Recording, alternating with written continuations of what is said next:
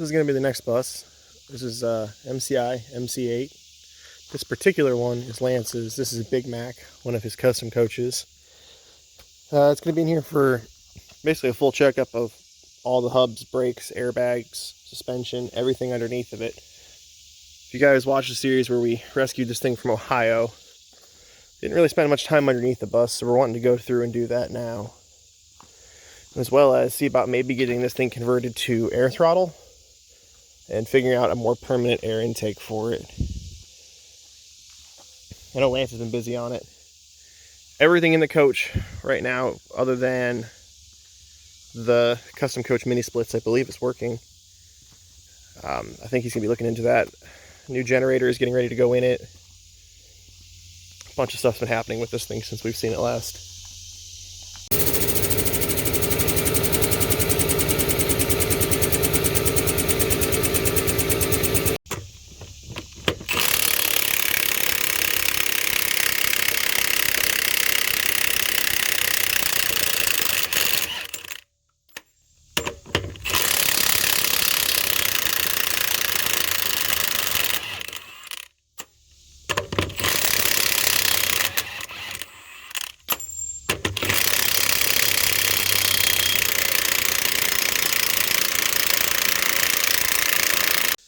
Alright, so we got the wheel off here.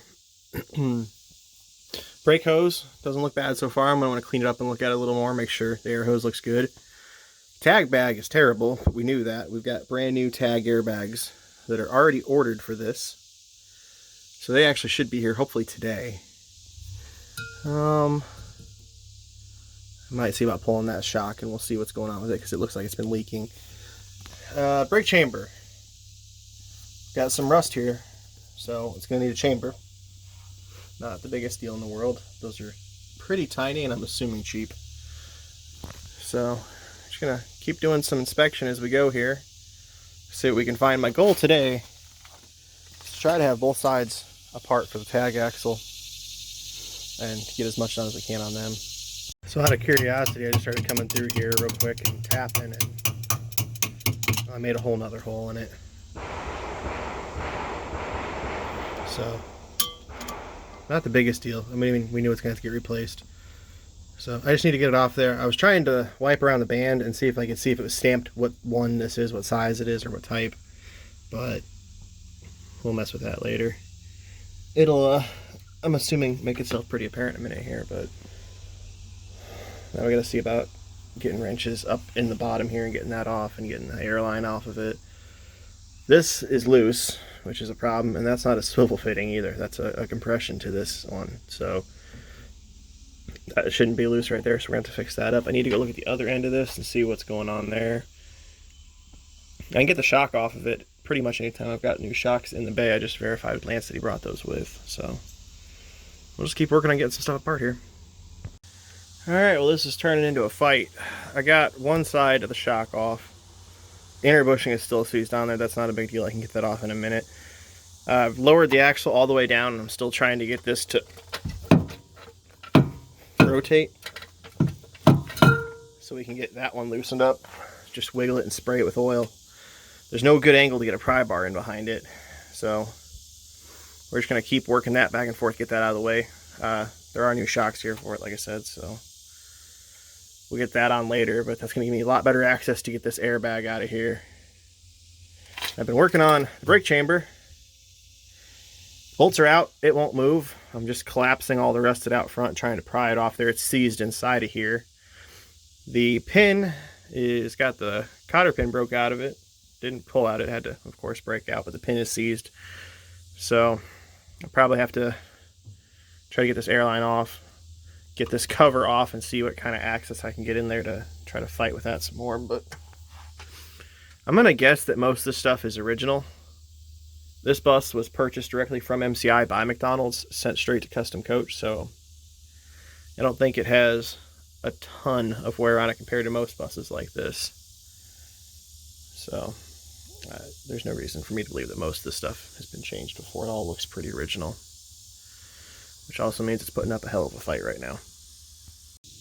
Alright, well we got the shock out of there finally. I'm going to have to do a lot of cleaning to these mounts. They're not looking the greatest, but it's not a huge deal. That should give us some access though, where we can get in there now and see what it's going to take to get that airbag out of there. I've got the axle set all the way down on the jacks right now, so it's unloaded as far as I can with the jack that I have under it right now. If I need to go lower with it though, I can lift it back up a little bit, chain it, and reset my jack if I have to. It's not a big deal. If you didn't know this, they've got points there and right there on tag axles, so you can chain them. Jack them up, put a chain around them, and hold them if you have an issue. So you can run them unloaded, but I think we might be able to get that airbag squeezed out of there. I gotta get looking at how it's mounted though, and we'll see how much of a fight it's gonna put up.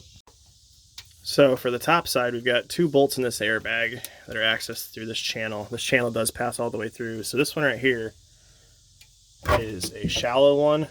It is also the hole for the air fitting. So got that out of there. Bottom one is just a bolt, so that shouldn't be bad, and we can get through the backside down there. So those aren't going to be anything too interesting to get out of there once we get that done. Hopefully we can get the top of this to pop through and not fight us too much, and then I'll crawl underneath and we'll take a look and see what's securing the bottom side. Hopefully just one bolt. Hopefully just one easy to get to bolt.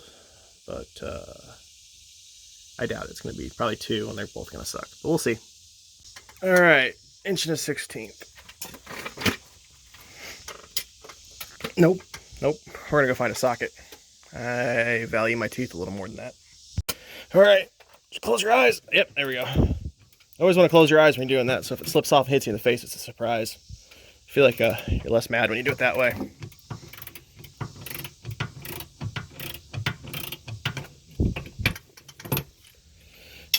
I'll try to get in there with a wrench and see. Oh, one down.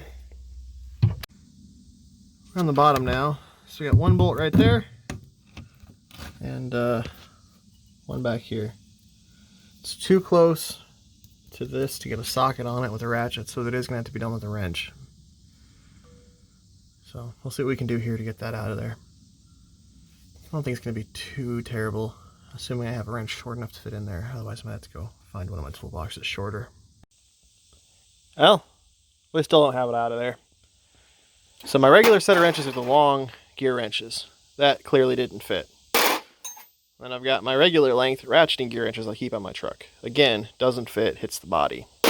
Can't get a socket on it, so I thought, well, maybe we can get a crow's foot on there. Can't. That piece that's in the way for putting a socket on will hit the extension. You don't have enough offset. So that's out.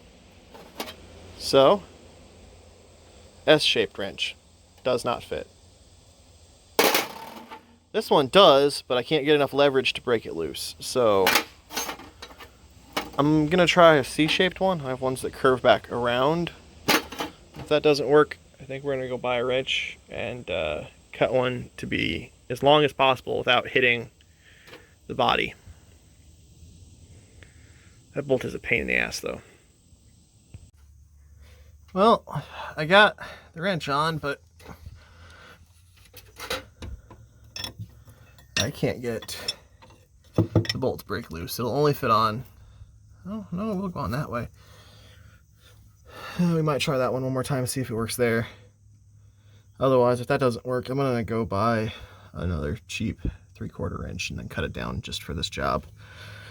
This isn't the first time I've had to fight with it. This is the first time I've been the one stuck doing it, so last one the customer did. Dad said they thought that they'd taken the bottom bolt out with an air hammer. But I'm still not actually sure how the air hammer would even fit in there to break that bolt off. So we'll try one more time, see if this wrench, if I can pull better than I was pushing. And hope that I still have knuckles after this. We'll see what happens though. Alright, well, cheap new wrench is about to meet a cutoff wheel and we're going to make a tool. This one was too short, so I'm going to use this to try to gauge where I'm going to cut, and I'll probably cut this a little longer to start with. But I need it to stick out far enough that I can hit it with a hammer to get that bolt to break loose. So we'll get this measured up, cut, and we'll have a new tool here in a minute. Well, it's working. I probably cut it a little too short, but reaching one arm underneath and holding it on the nut, or the bolt.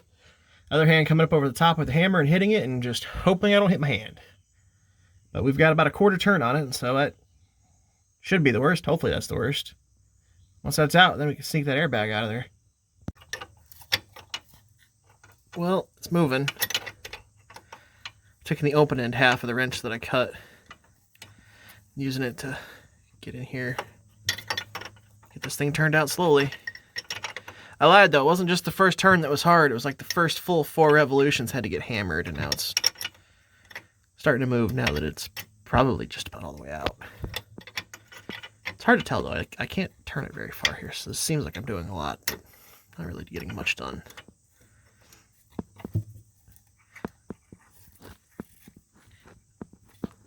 Damn it, I thought it was loose. I can get my fingers.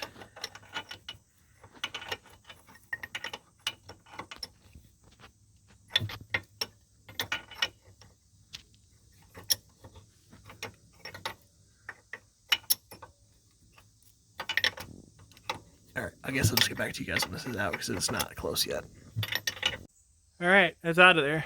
The mounts actually look really good. I was a little worried about that. Bag we knew wasn't looking the greatest, but the surprising part was how thin the top had gotten. That's just straight in there. This is where I saw corrosion, and I was worried that this was going to be the top plate, but the top plate looks fine. I don't see anything wrong there.